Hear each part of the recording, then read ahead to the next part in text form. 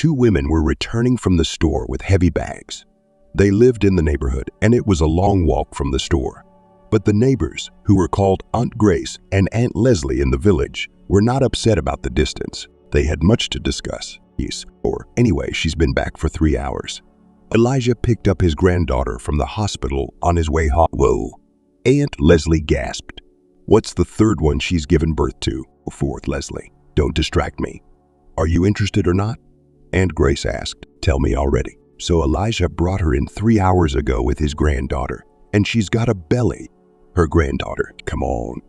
That's fine with you, Leslie. The neighbor yelled contentedly. The news was worth it.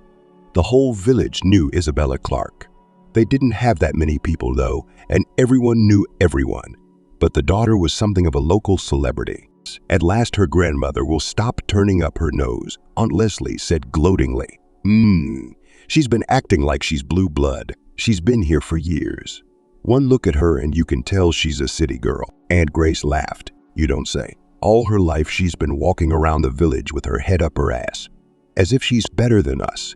And she herself has a granddaughter who left to go to the institute to study veterinary medicine, so they taught her. It's the 5th or even the 6th month. The neighbors laughed again. Who's the father? Aunt Leslie asked. Aunt Grace waved her hand and looked for the wind in the field.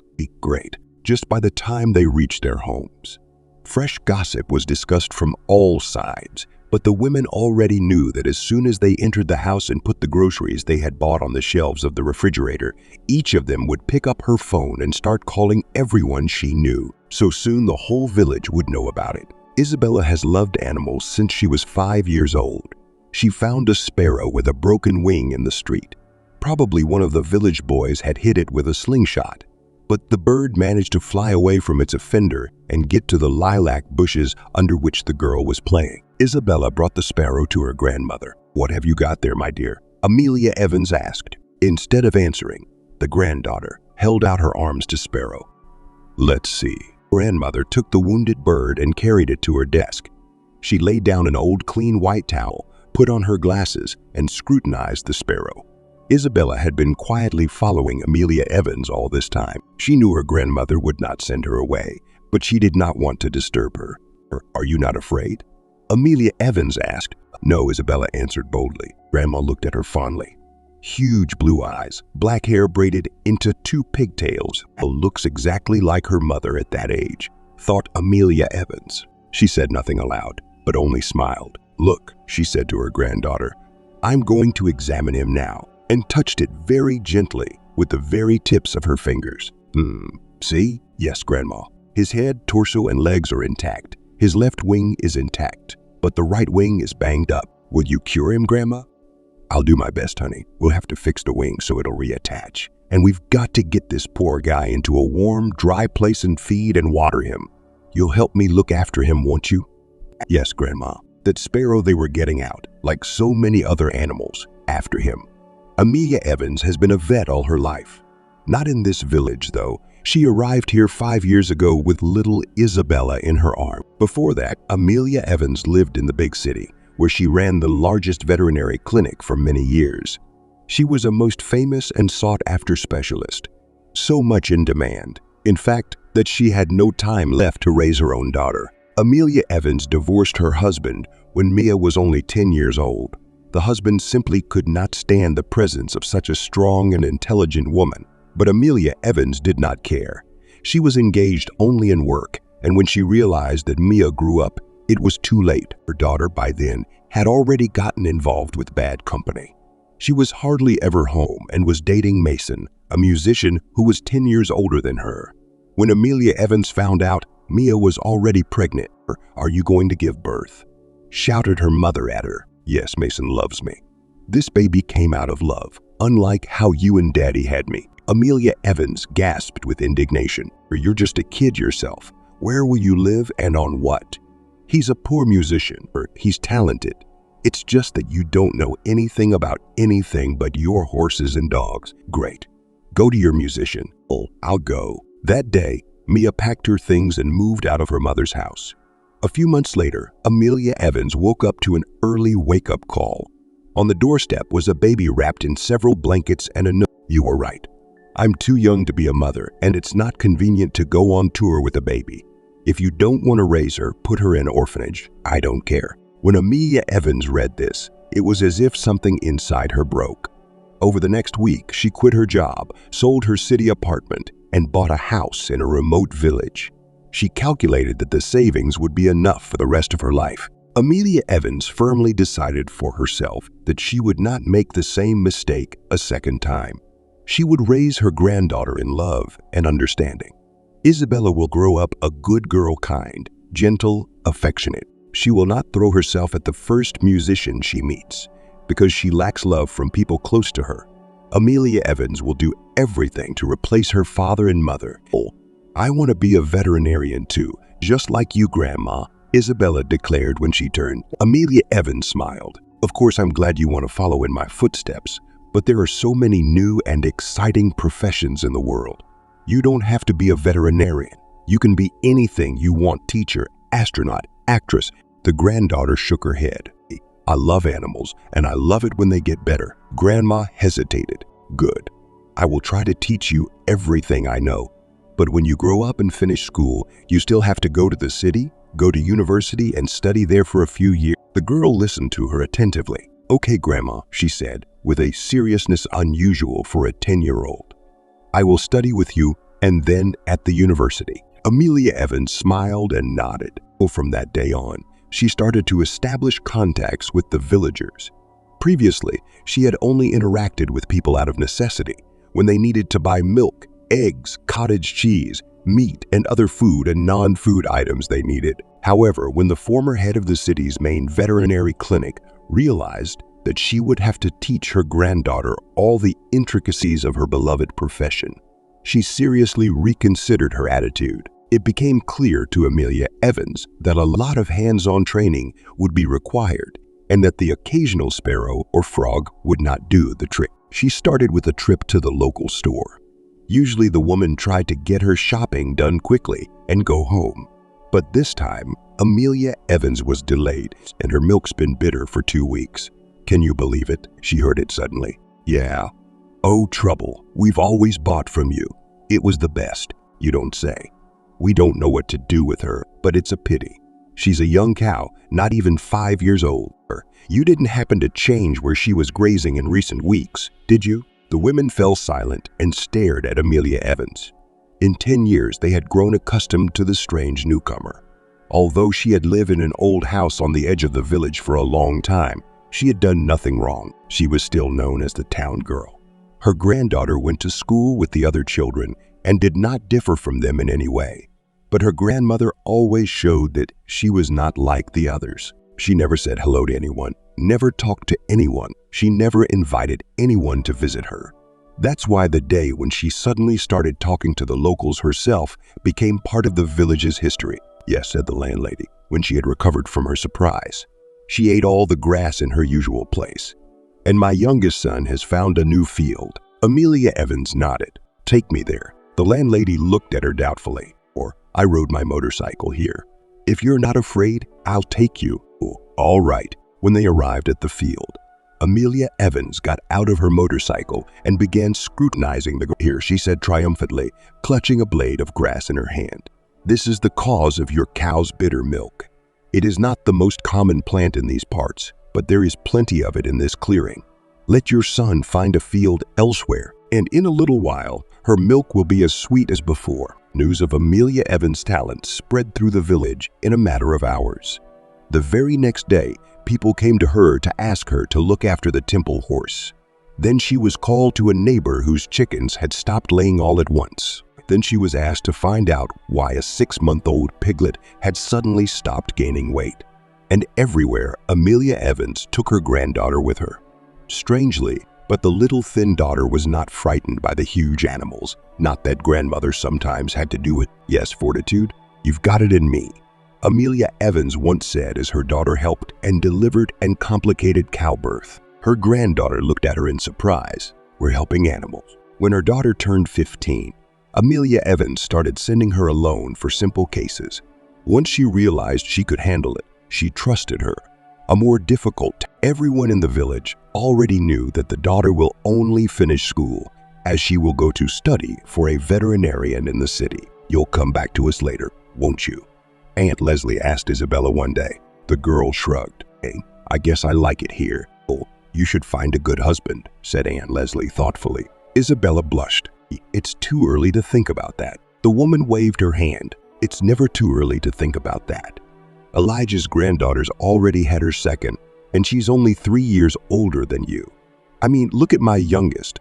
He's a hell of a guy. Isabella didn't bother to say that the guy was famous throughout the neighborhood for his intimacy and even more so for his braggadocio. I'm only thinking about my studies for now, she repeated firmly. Well, she's like her grandmother. Aunt Leslie sighed. Elijah's been pushing her for 2 years now, too, and she hasn't gotten over it. Well, they have such an abundant family of love, Isabella thought, but said nothing aloud. Even though both Amelia Evans and the daughter were respected in the village, they were still not considered completely their own. Good vets help everyone, but they keep to themselves. Amelia Evans doesn't like to receive visitors, and her granddaughter is turned off by the village boys. So what if she's just a pretty girl? No, she's a pretty girl, of course, thin as a reed. Big blue eyes, long black hair, thick fluffy eyelashes, but is it worth it to make a fool of herself because of that? Isabella was on her way to the store. Of course, it wasn't much use carrying bags when she was 9 months pregnant, but they were almost out of food at home, and her grandmother hadn't been feeling well lately. Age is taking its toll, after all. Of course, Isabella notices how curious the villagers look at her, how the women smile wryly when she enters the store, whispering as if she couldn't hear anything. Isabella doesn't react in any way. A loaf of white bread, please, she said to Aunt Abby, the perky little clerk who worked in the store, for as long as Isabella could remember. What else? A pack of matches, a pack of butter, macaroni and oatmeal cookies. Oh, I'm on it, baby. How are you doing, daughter? Aunt Leslie's voice came from behind the girl. It's all right, Isabella replied calmly. How's school? The woman's voice had a distinct sneer in it. You see, I'm a correspondence student. It's fine, Isabella replied calmly. That's it. Who's the father, daughter? Thank you, Aunt Abby. Goodbye. Isabella handed over the money, took the purchases, and left without dignifying Aunt Grace with an answer. What a girl. She doesn't want to admit it. She's playing the innocent. We all know about you. As she left the store, Isabella wiped the sweat from her forehead with the back of her hand. She could handle it. The stares, the conversations, the questions weren't the worst part. She could take it all. The main thing is that her grandmother is on her side. Isabella got into veterinary school without any problems. She and her grandmother decided in advance that the girl would study by correspondence. But it's only a year longer, said Amelia Evans. You'll get the same diploma, and that's what we need for the job. You're studying theory on your own, and I've taught you everything I know. Of course, it's understandable that after all these years a lot of new things have come up, but that's okay. If you know the basics, you'll figure it out quickly. Isabella smiled at her grandmother. You always say it's all about practice. Amelia Evans nodded. And you had a lot of it. And to make it even more, I asked one of my former subordinates to hire you to work in his clinic. You will help a young but very talented doctor there and study in your spare time. Good grandmother, Isabella replied. Studying was easy for her. Of course, a lot has changed since her grandmother ran the clinic. Veterinary science had moved on, but it was still much easier for Isabella than for her classmates who had no such experience. Ricky Wright, Grandma's former student and subordinate, and now the director of the clinic himself, has welcomed Isabella with open arms. Hello, daughter. He shook her hand affectionately and motioned for her to sit down. In the pictures her grandmother showed her granddaughter, Ricky Wright had been a skinny, short guy with funny round glasses. Now he had grown wide, had laser vision correction and a thick, dark red beard. How is Amelia Evans? He asked. We were all shocked when she suddenly announced that she was leaving her position as head of the hospital and resigning. She knew why her grandmother had abruptly walked away from such an important post, but it was unlikely that her granddaughter would have been so excited to tell her about their personal life. It's all right, Isabella said. She said to tell you hello and that she was very proud of you. Ricky Wright smiled embarrassedly, and for a few seconds looked like a young man from a 20-year-old photograph. Thank you. That's very nice to hear, he said. I take it Amelia Evans still favors hands-on learning? That's right, Isabella smiled. That's why I enrolled as a part-time student. That's actually a wise decision, Ricky Wright said. Well, will you be working as an assistant to one of our doctors? I'm sure he'll teach you a lot.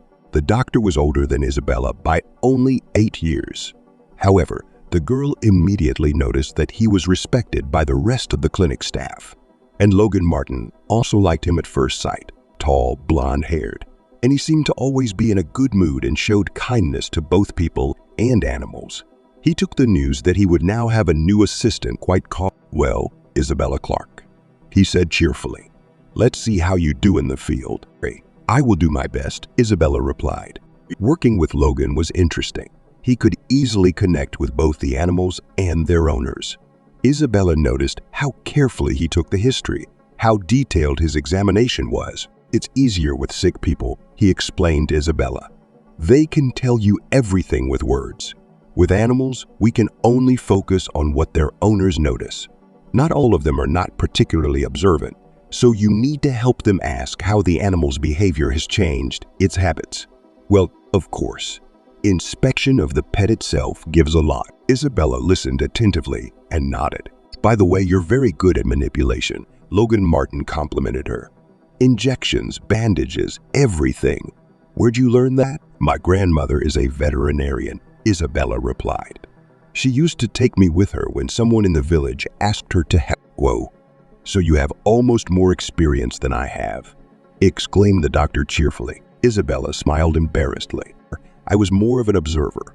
It was only in the last 3 years that she began to entrust me with various uncomplicated cases. And in the village, our patients were mostly cows, horses, pigs, chickens, goats, dogs, and cats too, but much less. We rarely have cows and chickens, but your experience is excellent.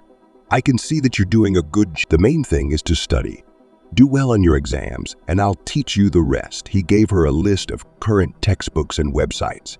"Read this because half of what you'll learn at the Institute is already outdated, and another quarter will be outdated by the time you get your diploma." "This is sad," Isabella said. The doctor shrugged. "That's life. By the way, if you want, I can give you another part-time job. It is in our clinic. You will perform manipulations for animals whose owners agree to drive them to us every day." "Like what?" "Giving EVAs injections. Many people do the injections themselves, and I understand that. After all, everyone has a different budget. In this case, your task is to explain to the owner in as much detail as possible how to do it safely, painlessly, and effectively for the pet." "Understood." Isabella nodded. "But some of the owners are willing to pay for comfort and safety and entrust their animal only to us. Something like a daycare center. There's a nurse shortage in the evening." "Thank you," the girl replied. "I would love to take this part-time job." Isabella quickly learned to find the veins and carefully placed the catheter. The owners were very satisfied. Isabella even became almost friends with one of the owners. Emily Hill was a sweet little woman of about 36. It was immediately obvious that she was a very wealthy woman, brand-name clothes, well-groomed, face and nails, small purses that changed every time she visited.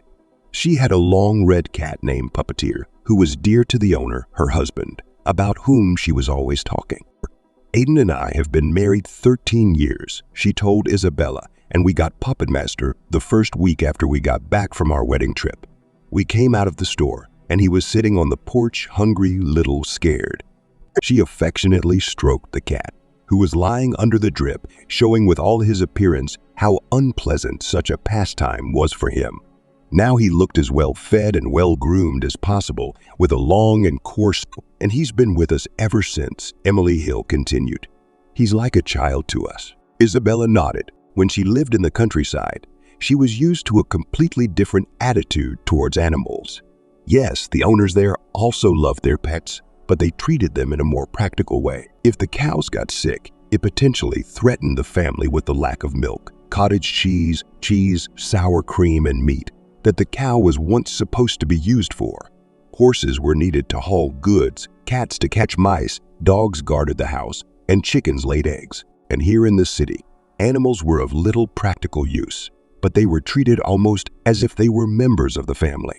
At first, Isabella did not understand this, although she herself loved animals very much. But gradually, as she talked to the owners, she realized that every cat, dog, and parrot had a personal story behind it. The puppeteer was very seriously ill.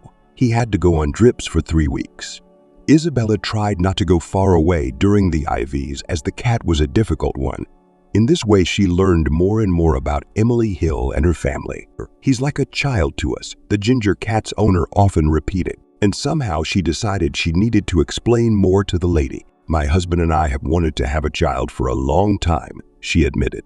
"We have been trying for almost 10 years, but we still can't make it work." "Oh, I'm very sorry for them," Isabella said. "But you can still make it. Don't worry, you're so young." He came her brambly. Hill gave a sudden shriek. "No." Suddenly, almost desperately, she shouted. "We've tried so many times. We've been examined from head to toe dozens of times. I've done IVF 7 times. Nothing works," she cried. Isabella was confused. She hadn't expected the cat treatment to get so serious. But then Isabella thought of something and brought the cat's owner some paper towels. "Thank you," Emily Hill exclaimed and blew her nose loudly. The rascal was also sick. He frightened us. The cat didn't even flinch. Apparently, he was used to his mistress's mood swings. "Don't worry," Isabella said. "The cat will be fine, and so will you," Emily Hill exclaimed a few more times, but then finally calmed down. "Thank you," she said. You're a very nice girl. I just feel better every time I come home from you." Isabella smiled. "You're very good too." "Thank you." Emily Hill blotted her eyes once more with her napkin and suddenly asked, "Why did you decide to become a veterinarian?"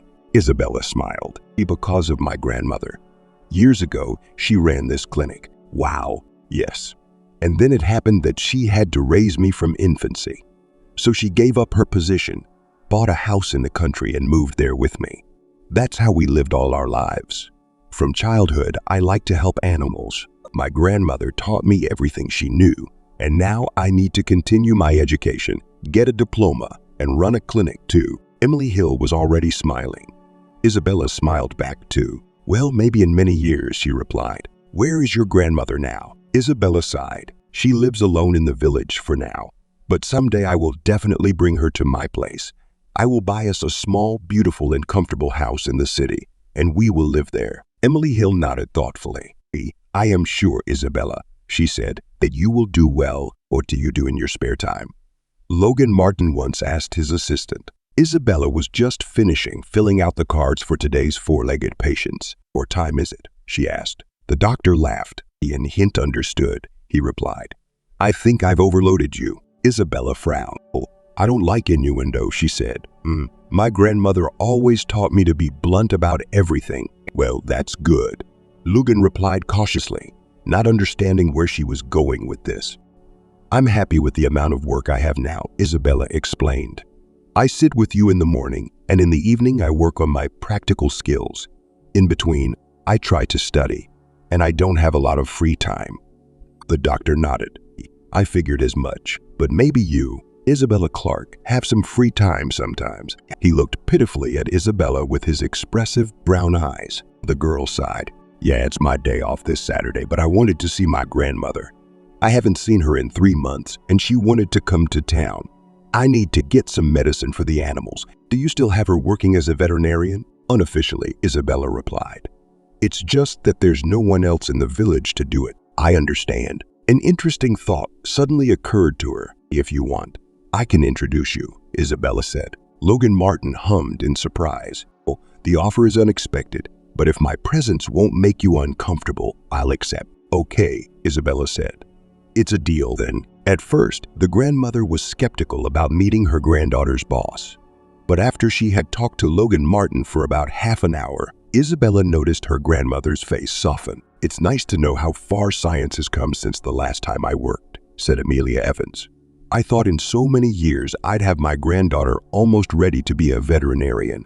Turns out she has to start from scratch." Logan Martin smiled and shook his head. "Amelia Evans, you've done an excellent job of training," he said. "Believe me, if I had a grandmother like you, I'd be running a clinic today." Still, the basics of anatomy and physiology, biochemistry, disease pathology, and many other processes have not changed over time. You've also given Isabella a great practice. Amelia Evans nodded favorably. Of course, she was pleased to hear that.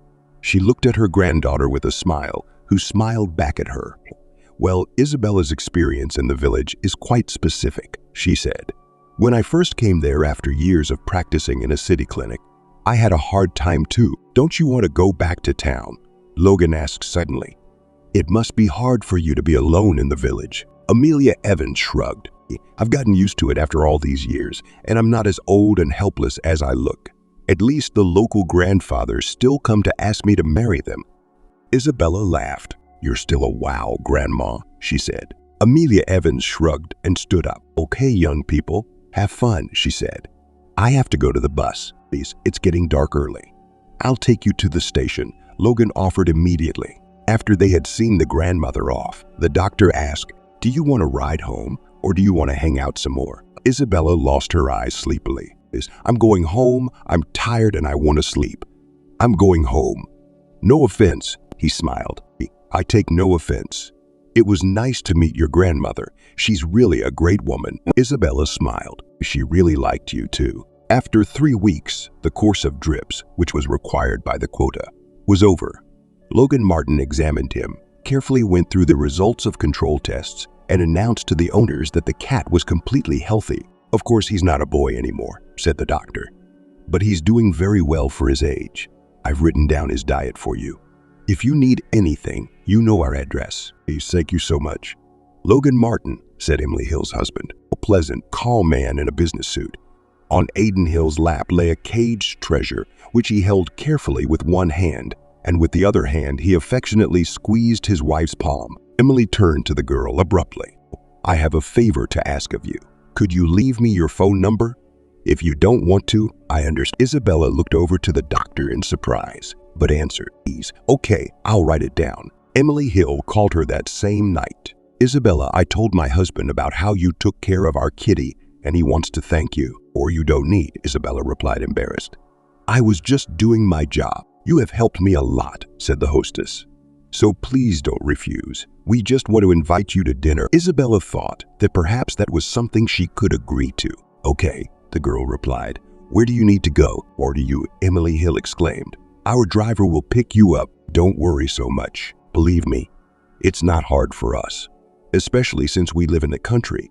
There's no other way to get good, Isabella agreed. Of course, she was a little nervous, especially when she got into the luxurious black car with tinted windows. Hello, Isabella said timidly to the driver, a huge, pumped-up man in a black suit who opened the door and helped her in. He nodded without changing his expression. Why did they need this dinner? Isabella thought. A simple thank you would have sufficed. Besides, they had given her a huge fruit basket, which Isabella shared with the whole clinic that afternoon. Logan Martin got an expensive whiskey. I will not be so generous as Emily, and keep it. Said the doctor. I'm kidding. We'll open it at the corporate party before New Year's Eve. His co-workers were outraged, but Logan Martin was adamant. We were here, came the driver's voice, snapping Isabella out of her musings. The man stepped out quickly, opened the door for her, and offered her his hand. The girl thanked him embarrassedly. Shall I go that way? Isabella asked timidly as they stopped in front of the high marble porch of a magnificent mansion. I'll walk you out. As they walked along, Isabella was surprised to think that she hadn't realized how rich her hosts were. No, it was clear. They had money. She knew how much it cost for 3 weeks of drips to save a cat from a serious illness. But this driver's car, a country mansion behind a high fence. Isabella, you've arrived. Emily Hill happily ran up to her and hugged her as if they were old friends, despite the posh surroundings. The woman kept herself very simple, which made Isabella like her even more. Aiden Hill was here as well, only he kept a more reserved demeanor than his wife. He smiled at Isabella and nodded. Let's go to the dining room, he said, as his wife unclasped his arms. Yes, of course. Emily Hill answered him. Sir, the three of them walked into the huge dining room. Isabella looked at the long table with a white lace tablecloth set with many dishes of food. She felt sick to her stomach. She turned to the owners of the house and said, I apologize in advance, but I don't know anything about cutlery. Aiden Hill shrugged. What's there to know? You eat liquids with a spoon, solids with a fork.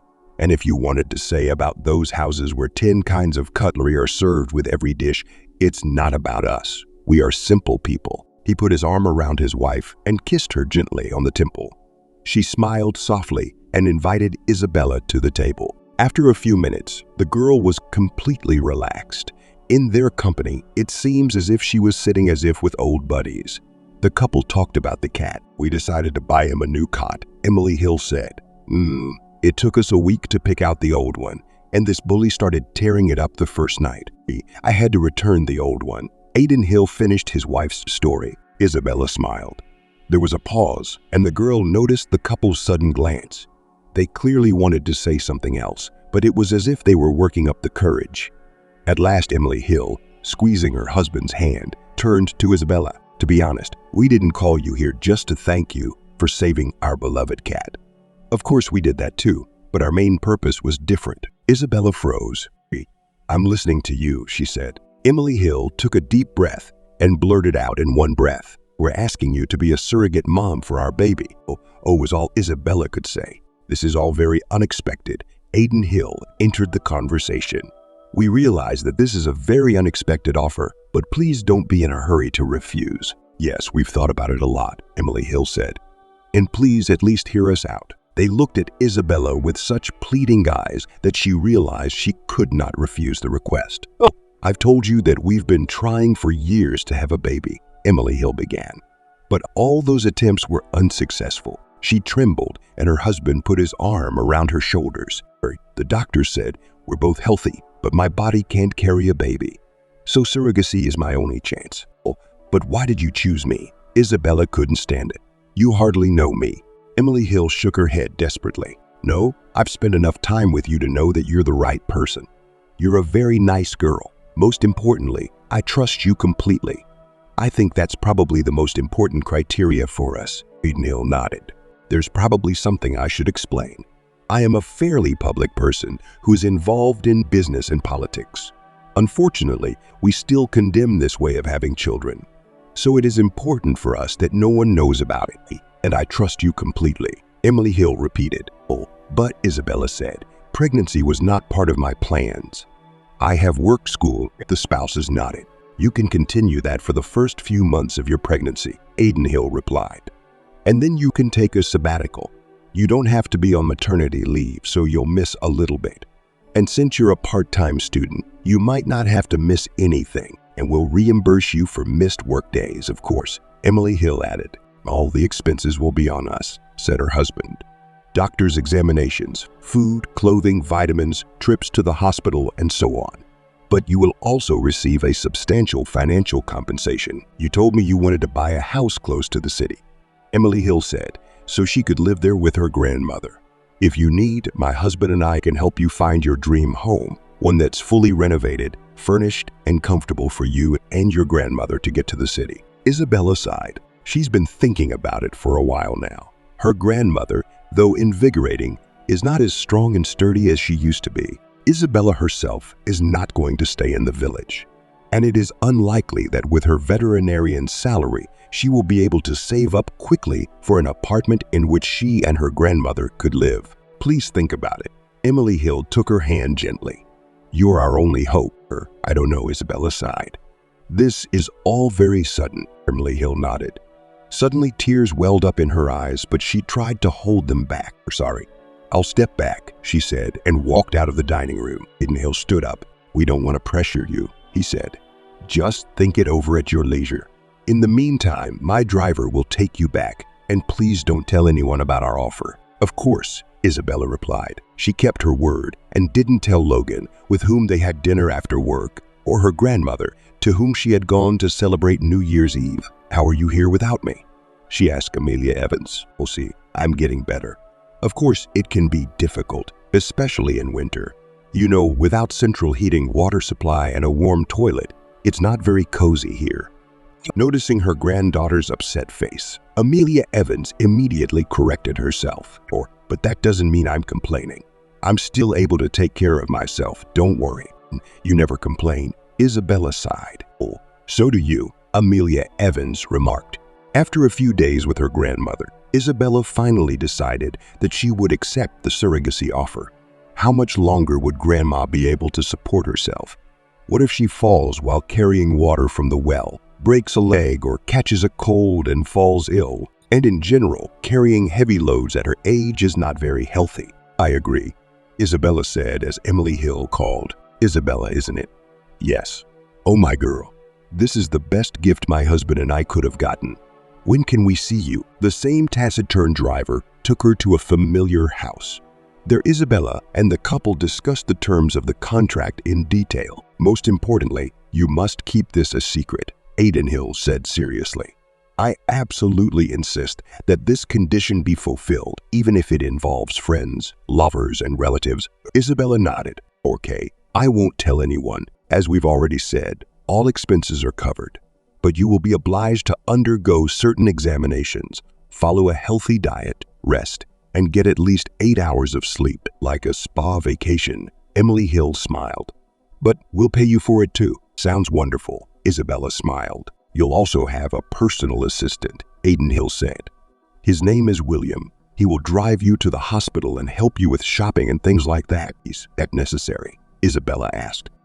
You can call on William as needed, Emily Hill said. You may not need it very often in the first few months. But believe me, the further you go, the harder it will be, and there's no need to suffer when there's someone to help you.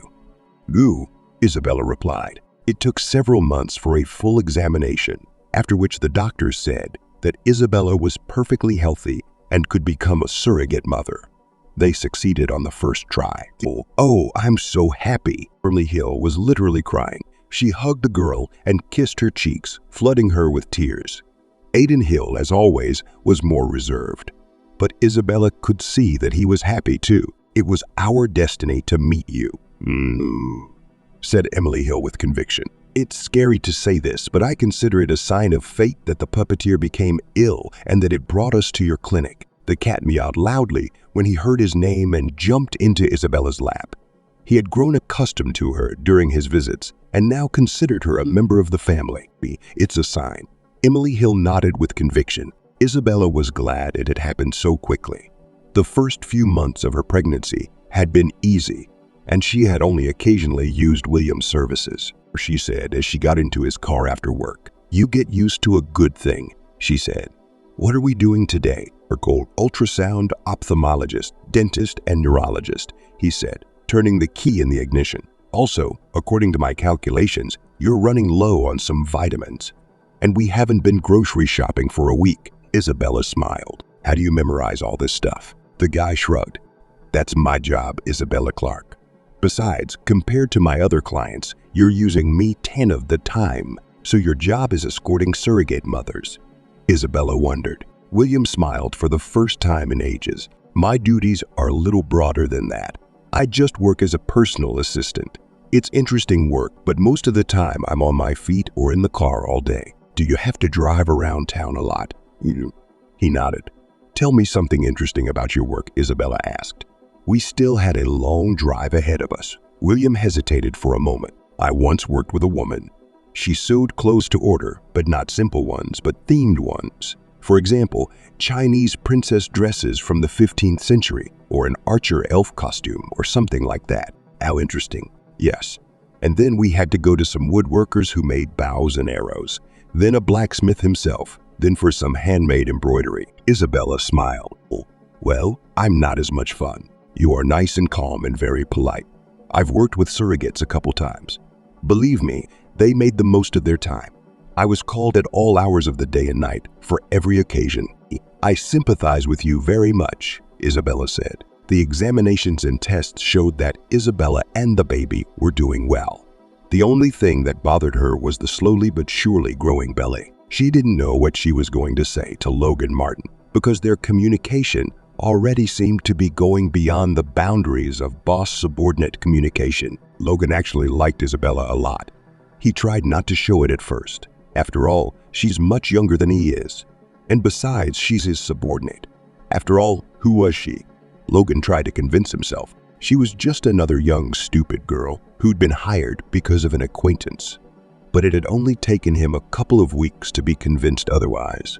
Isabella got along well with animals, had excellent theoretical and practical training, always came to work on time, filled out paperwork neatly, and listened attentively to everything he said. She was cheerful, polite, and open. Logan Martin realized that it had been a long time since he had met such a pleasant person. Logan decided that he would try to make friends with her. No one forbade him to do so. He also liked Amelia Evans. It was clear how Isabella had such an upbringing and strong character. And then Isabella agreed to go out to dinner with him after work. And after that evening, Logan Martin realized he was in love. He decided not to rush into confessing his feelings. He didn't want to scare Isabella. Let things go the way they were going. He would be impeccably polite and professional with her at work. And when they had a chance to meet, he would begin to gradually, step by step, reduce the distance until Isabella's ready. And things seemed to be going well for him. Logan could see that she liked him too. Isabella laughed at his jokes. They held hands when they went for walks. And then suddenly everything began to change. No, Isabella still looked at him with the same tenderness as before, didn't avoid him at work. She seemed to be just as open with him, except Logan could see and feel that she was hiding something from him. Isabella had some business of her own, about which she said nothing. A couple of times he'd noticed some young guy picking her up from work in the same car. Logan knew for a fact that Isabella had no brothers or friends here, so he was jealous. He says, and I realize she doesn't owe me anything, he thought. I haven't even told her how I feel, but I think it's pretty clear. And if there was someone else, why wouldn't she tell me? A couple of times he even tried to strike up a conversation with Isabella, asking if she had someone. Isabella just laughed, or, what are you, Logan Martin? She waved it off. It was at work, so Isabella addressed her boss as you. Oh, I don't have time for that, she continued. Right now, I'm all focused on my work and my study. Logan could hardly contain a sigh of relief. Besides, Isabella added suddenly, I don't want to meet anyone. I already have all the people in my life that I want to hang out with. She blushed. Logan Martin suddenly felt his heart hammering hard. I hear you, he said, hiding a smile. He decided that there was only a little more time to wait, and he would ask her out. Then suddenly, he noticed that Isabella was pregnant. Isabella tried to hide her growing belly as much as she could. She was thin, so it wasn't easy. She decided to make her work uniform as wide as possible. Then she began to put on a white coat, but she began to think that the clinic staff suspected something. It's especially the girls who pick up on these things. No one asked her directly, but Isabella realized that the day would come when even Logan Martin would guess her situation, and she still hadn't figured out what she was going to tell him. Why are you so sad today? William asked her when he picked her up again after work to take her to the doctor. It's just been a hard day, Isabella said. William hesitated for a moment. Do you mind if I give you a friendly hug? He asked. Maybe, Isabella replied. He walked over to her, then hugged her gently. Isabella sighed and hugged him back. Thank you, she said. It did feel better. William smiled. Oh, I'm very glad. Now I'll help you into the car and we'll go. We can't be late. They're gone. Isabella didn't know that Logan Martin had seen the scene from his office window, but without knowing the context, he took it very differently. Isabella, we need to talk, he said the next day. The girl looked up at him in surprise, and she noticed that all day long the chief was not himself. But she decided that if he wanted to, he would tell her everything himself. I'm listening, Isabella replied. Logan Martin strode across the office. Have you noticed that I like you? He suddenly asked. Isabella blushed. I had those assumptions, she admitted, honestly. The doctor grinned. The assumption was kind of obvious. And I didn't think you were disgusted with me either. She was embarrassed. Well, you're a wonderful boss, she said quietly. And a great friend. I'm very glad I met you. That's right. And when I asked you if you were seeing someone, you said you weren't. That's true, Isabella replied. The warden nodded. Then how can you explain your pregnancy? I didn't want to believe it until the last minute. The whole clinic's been talking about it for 2 weeks. Isabella froze, how she wanted to tell the whole truth. But she could not let down the couple who had entrusted her with their secret. I don't want to talk about it, she said in a trembling voice. That's it, Logan said. Good. That makes sense to me. He walked out of the office, slamming the door. Isabella cried. The next morning, Isabella did not go to the office, but to her supervisor's office. There she wrote an application for maternity leave and then went to the train station to buy a ticket for the bus to the village. She was lucky because there she met a fellow villager who was also going home. When Amelia Evans saw her pregnant granddaughter, it was as if she wasn't even surprised. Isabella was afraid her grandmother would yell at her, bring to mind her mother, who had gotten Isabella pregnant when she was very young too. But grandmother only asked one thing, "You ready to tell me what happened?" "Sorry, grandmother," Isabella sighed. "I can't yet." "Okay, know that I'm always on your side. You can stay here as long as you want." "Thank you, Grandma. I promise that after this baby is born, I'll be able to tell you all about it." "Okay, sweetheart. I hope you realize you're going to have a hard time in the village. We're already disliked here, and now you're the only one they're going to talk about. I'm ready for this. You taught me to be strong." Grandma smiled. "You've always been strong, my girl." "Bella, honey, why did you scare us like that?"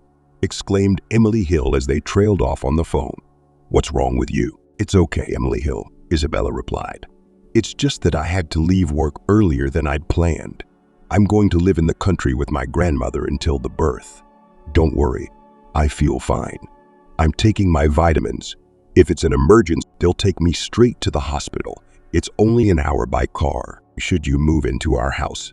Emily Hill asked. Isabella smiled. "You said yourself you had to keep it a secret. And it would be suspicious if an unknown pregnant girl lived with you for a few months and then disappeared and you had a child." Emily Hill sighed. "Yes, you're right. Then we can get you whatever apartment you want in the city." "No," Isabella said firmly. "I'll stay in the village with my grandmother. I feel fine. It's not far from the city, only an hour's drive. I'll get all the tests I need. But a week before the birth, William will come and take you to the clinic, and I won't tolerate rejection." Isabella smiled again. "I'm okay with that. And if anything, call him and me any time of the day or night." "Okay, Emily Hill, we'll be in touch anyway. I'll keep you updated on my status." "That's a wonderful idea, sweetheart. I'll be waiting for your calls." Despite the fact that Isabella told her grandmother as if she didn't care at all, the girl was having a hard time.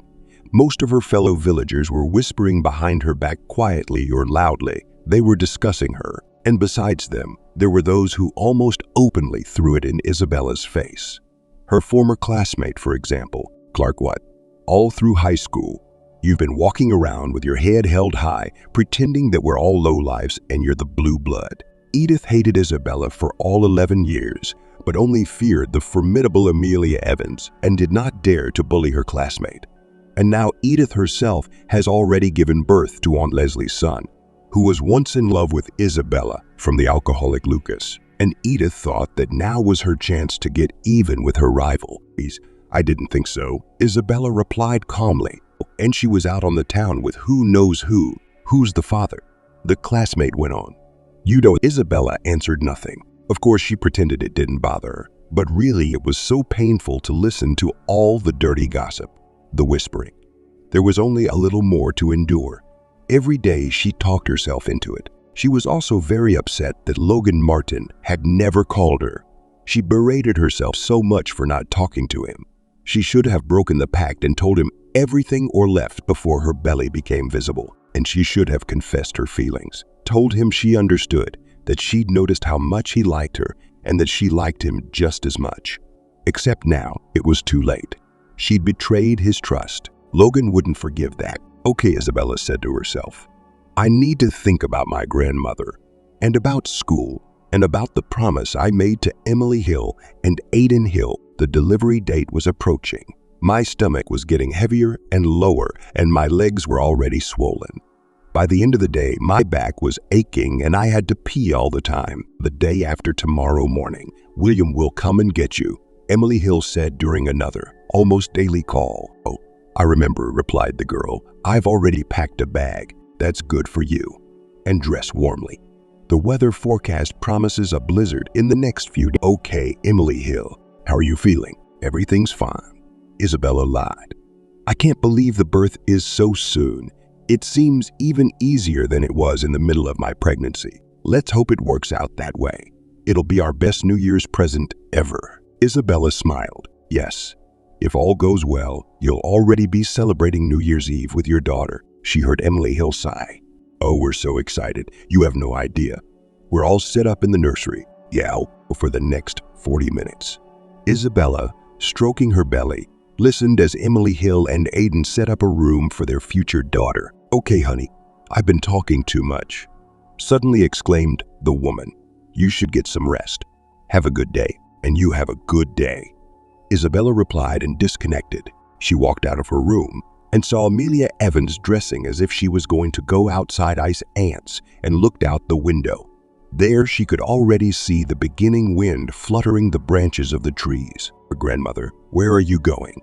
Isabella asked. Amelia Evans nodded and began pulling off her coat. Yes, a neighboring farm asked to see a breeding stallion. And you're going to drive in this weather? Grandma waved her hand away. I'll get a car to take me there. Besides, they're supposed to have some fancy doctor from the city coming. That's great. In that case, why do you have to go? Or are you having a concilium? They can't reach him.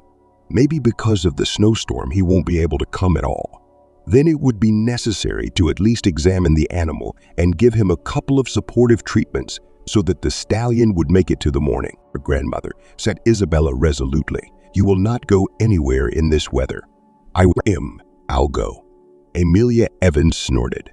Yeah, well, you're about to have a baby. Isabella resolutely began to dress. Not for a while, I feel fine. Isabella, please.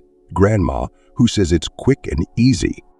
You're such a stubborn girl, just like you. Amelia Evans laughed. Okay, but be careful. Don't worry, Grandma. The blizzard was getting worse. Will we get there, okay? Isabella asked the son of the owner of the company who was driving her. Yes, we'll be there in about 20 minutes, he replied. You'll forgive us for disturbing you in this weather, but my father had invested so much money in it. We had to take out a loan. If he dies, we'll be ruined. And our firm employs so many people in the surrounding villages, Grandma used to say. Since we built the farm, many of my fellow villagers have had jobs. It was always my father's dream, he said simply. He put his all into this farm. Isabella nodded. I promise I'll do everything I can for your stallion. After the examination, it was clear that the stallion would live. Isabella told the owners, who breathed a sigh of relief. I know a city specialist, an experienced veterinarian, is on his way to see you, she said. We don't know yet, sighed the farm owner. We can't reach him because of the snowstorm. Okay, Isabella said. I'll give him a couple shots now and record the treatment. When she had finished and was about to ask for a ride home, the farm owner said, Oh, just arrived. Doctor, can I talk to you for a second? I don't remember what you said or what shots you gave me. No problem, Isabella said. She was left waiting for the town doctor to get out of the car and come to the stables. Where's our tribal patient?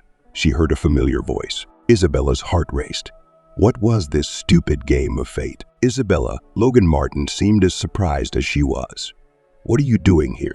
He asked coldly. Oh, I watched Iris, Isabella replied. I forgot you lived nearby, Logan sighed. Is this the local doctor I've been told about? All right, you can tell me all about him, he said. It'll be faster. I don't want to be long before it's snowing outside. Logan hated to admit it to himself, but he was glad to see Isabella suddenly. How much had he missed her? Yes, he was angry that she hadn't told him about her relationship and pregnancy. But how much he missed her, and now he looked at her so familiar face, eyes, lips, and couldn't tear himself away. He wanted to spend at least a few minutes with her, to hear her voice, to look into her huge blue eyes. What? He asked, for he had been thinking and had not heard what Isabella had said. He said, Will you examine Boris too? Logan blinked confusedly. Of course. Although I trust you completely, he couldn't resist adding. Of course, when it comes to work. Isabella flared up, but answered nothing. After examining and telling Isabella's story, Logan said, I absolutely agree with your diagnosis and the treatment prescribed.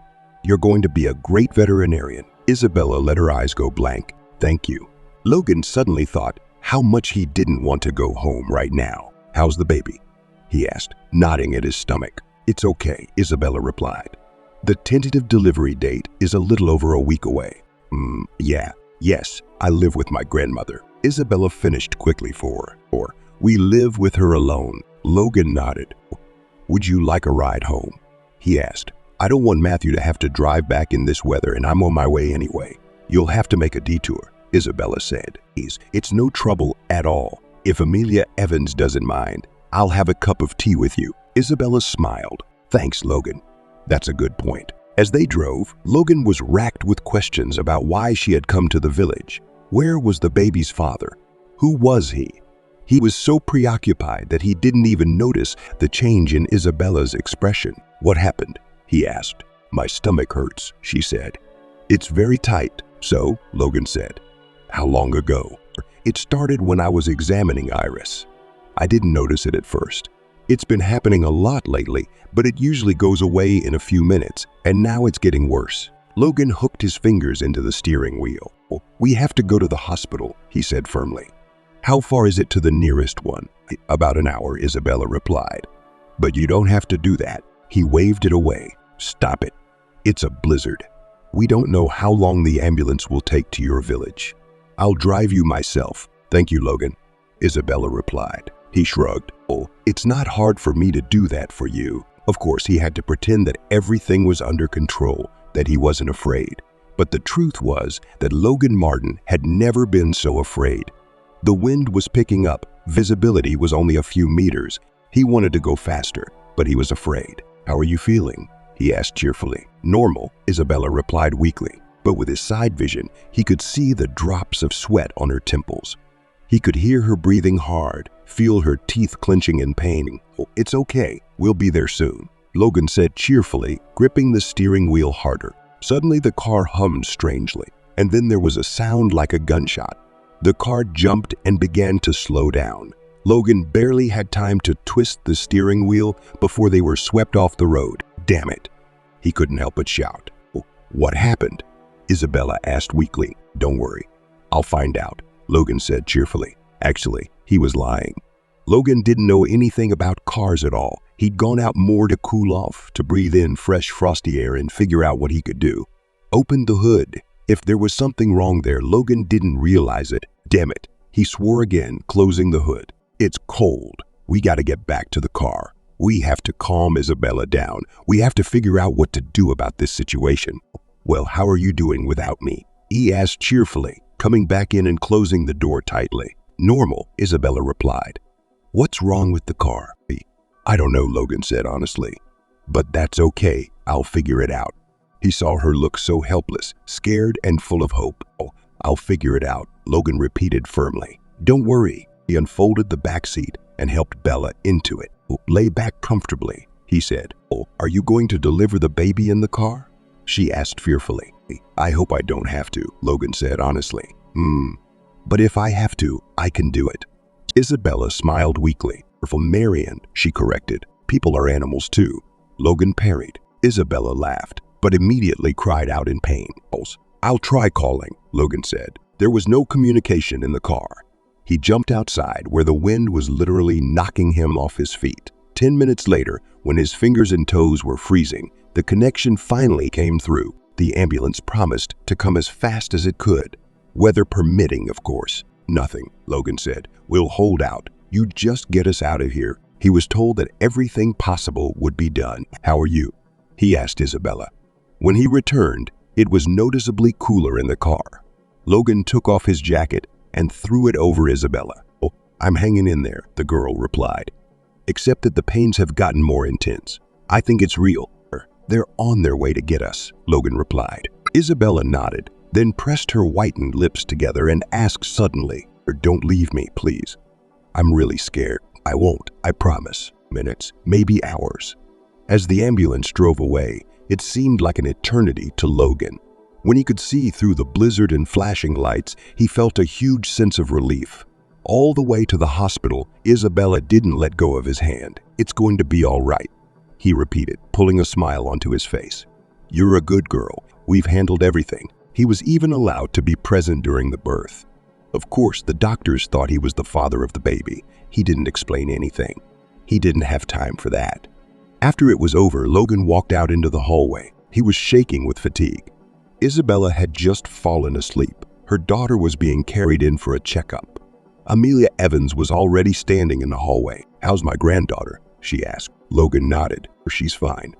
So is your great-granddaughter. Amelia Evans raised her eyebrows. Her granddaughter? She didn't tell you anything? Just 2 days before, Isabella did break the terms of her contract and told her grandmother everything. She decided it would be too harsh if she went to the maternity ward and came back without the baby. Amelia Evans took the news, like everyone else, calmly. "You're doing a good thing for good people," she replied.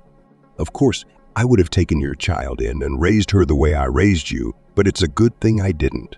You are very young, you have to study and work." The grandmother was sure that her granddaughter had told the young doctor everything.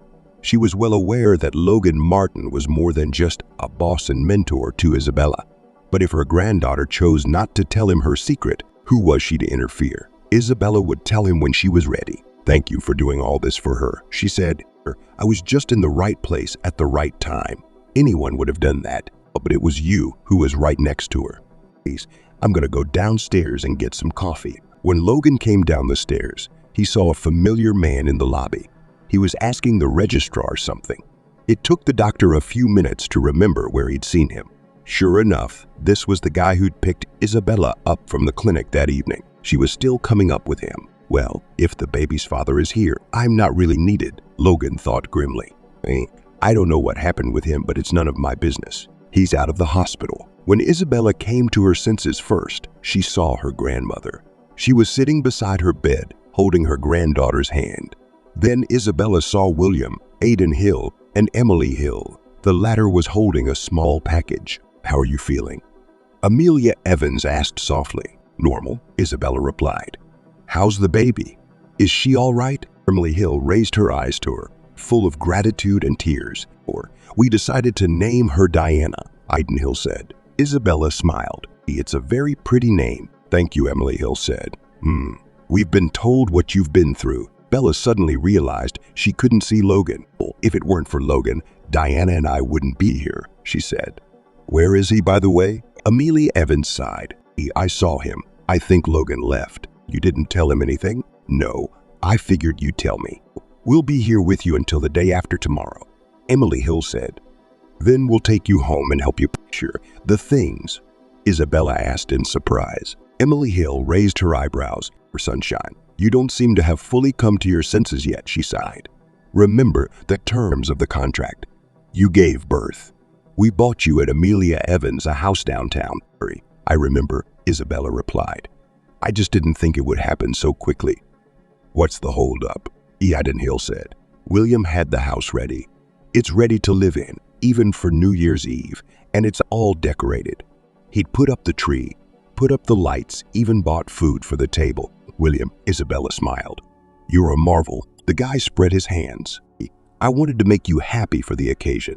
"Thank you." When two huge, expensive black cars drove into the village, the news spread faster than the cars reached the house where Isabella and Amelia Evans lived. The neighbors quickly saw that several other people, besides the occupants of the house, had gotten out. A young guy, obviously the child's father, an older man and woman, probably his parents, and some big guy in black, either a security guard or a driver. "And from whom did our Bella get knocked up?" The neighbors chattered. "It seems a deputy of some kind," speculated some of them. "Or an oligarch, probably an oil and gas trader," others have speculated. "Oh, and lucky Bella. I can see why she's been turning her nose up at our guys." "Is that them carrying their stuff?" There wasn't a lot of stuff. Besides clothes and shoes, Isabella also packed all her books and her grandmother's on veterinary medicine. "Don't bother with them. They're just old stuff," said Amelia Evans. "The information's been out of date for ages." The granddaughter shook her head stubbornly. "You taught me from these. It's a memory." Grandma sighed. "As usual, you're impossible to argue with." Amelia Evans herself, besides her personal belongings, took some of the dishes and framed photographs that had hung on the walls for many years. "Since you say you have everything you need to live, I'll leave this junk here," she said, referring to the old beds, armchairs, table, and chairs. "If you want to," Aiden Hill put in. "We'll find movers, rent a car, and they'll move every last nail." Amelia Evans waved her hand. "I don't need it," she said, bored with the whole thing. "I haven't lived here as much as I've been hiding from myself for 20 years. Aiden Hill nodded thoughtfully. "I understand, and it's very good that you decided to get out. I can see the strong in her, and that's what you and your granddaughter are. That's why you shouldn't be here alone. And Isabella has no business being here. That's for sure. She's going to make a great doctor. The new house was even nicer than Isabella had imagined. It was in a new neighborhood in the city by car. It was about 20 minutes from here to the center. The neighborhood was just as new and beautiful. How much is he worth? Isabella thought with quiet horror, but she did not share her thoughts with her grandmother. The house had 2 bedrooms, a living room, a kitchen, a bath, a toilet, and 2 offices. We thought you both liked to work, Emily said. And that requires a separate space. Yeah, I'm a hard worker, Amelia Evans smiled. You'll write your memoirs, her granddaughter told her. It's about time. William did his best. Garlands decorated even the yard with colorful lights, winking merrily and hanging in long, thin ribbons along the terrace. How much did it all decorate? Isabella gasped.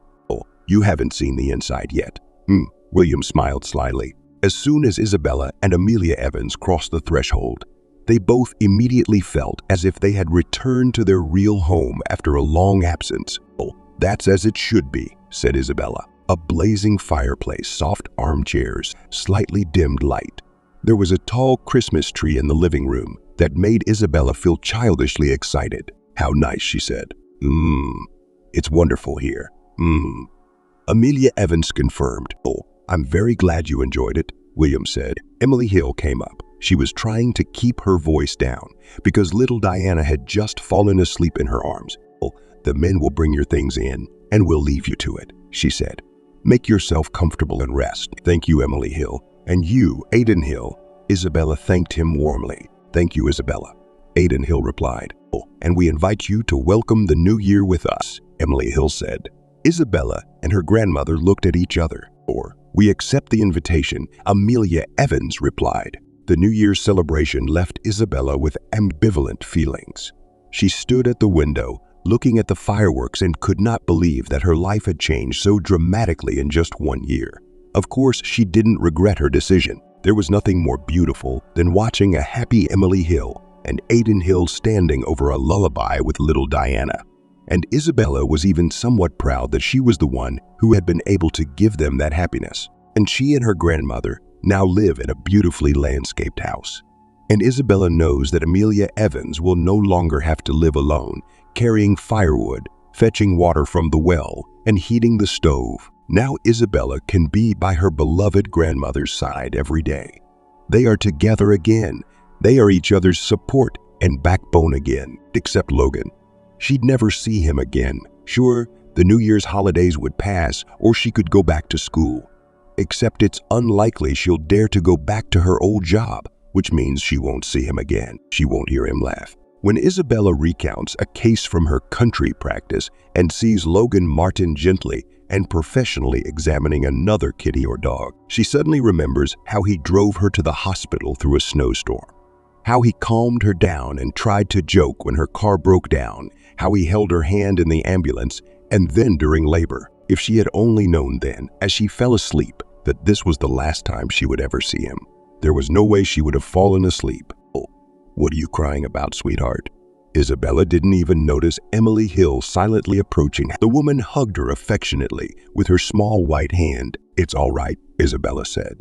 I just remembered a good man I never see again. She wiped her tears with the sleeve of her dress. Emily Hill frowned. He's alive, isn't he? Then you can still see him.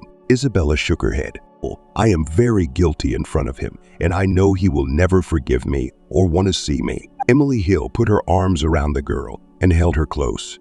Her pensive gaze was fixed on the distance, but she asked Isabella nothing more. Sure, Amelia Evans asked confidently. She looked at her granddaughter unaccustomedly sternly. Isabella sighed. Yes, Grandma, I can't work there. Yes, I'll get my papers today.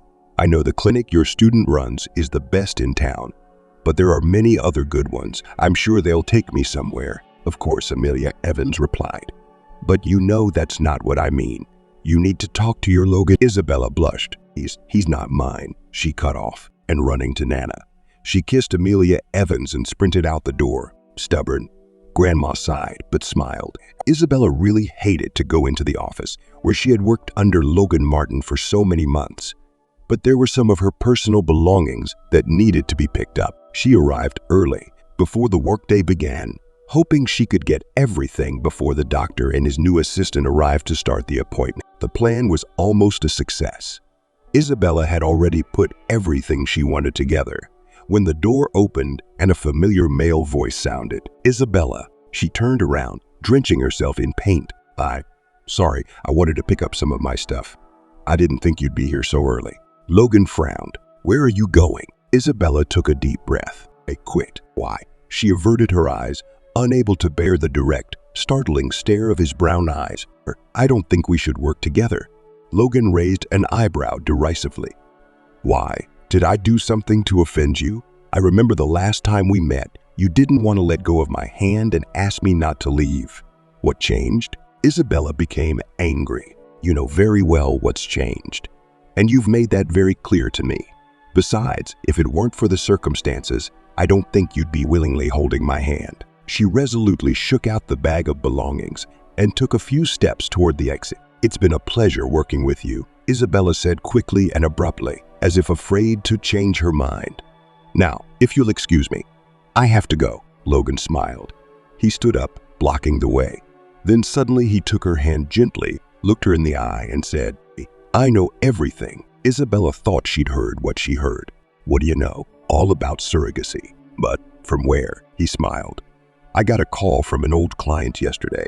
I thought something had happened again, but the cat was fine." Isabella ahead. "So Emily Hill told you everything herself?" Logan nodded. "She said she saw you crying on New Year's Eve and started to guess something. And then, with the help of your grandmother, she confirmed her guess. I hope they weren't both wrong, and the reason you're crying is really because of me." Isabella laughed. Whatever the situation, Logan always knew how to make her laugh. "Are they wrong?" he asked worriedly. "What about the mystery?" Isabella asked, ignoring his question. "They didn't want anyone to know about it, did they?" Emily Hill said she and her husband are so happy. They don't care anymore, even if the whole world finds out that you carried their baby. Isabella smiled. "Or, you didn't answer the question," he added. "Do you so surely guess that I like you?" Isabella replied. "And after you didn't run away from my labor and faint, I ran away right after them." Isabella laughed. "So I don't have to quit now?" she asked. He nodded. "More than that, I hope you will work side by side with me in this clinic for many more years, first as an assistant and then as a colleague." "I hope so too, but haven't you found yourself a new assistant?" The doctor shook his head negatively. "I was waiting for you to come back." Isabel stupid. Isabella sighed. "And it would be really nice," Logan continued, ignoring her remark, "if you started dating me. Unless, of course, you're really in love with that guy who picked you up after work." Isabella laughed. "Now I see what upset you the other day." "No, I'm not in love with William." She rose up on her tiptoes and kissed Logan on the lips. He gently put his arms around her, pulled her close to him, and returned the kiss.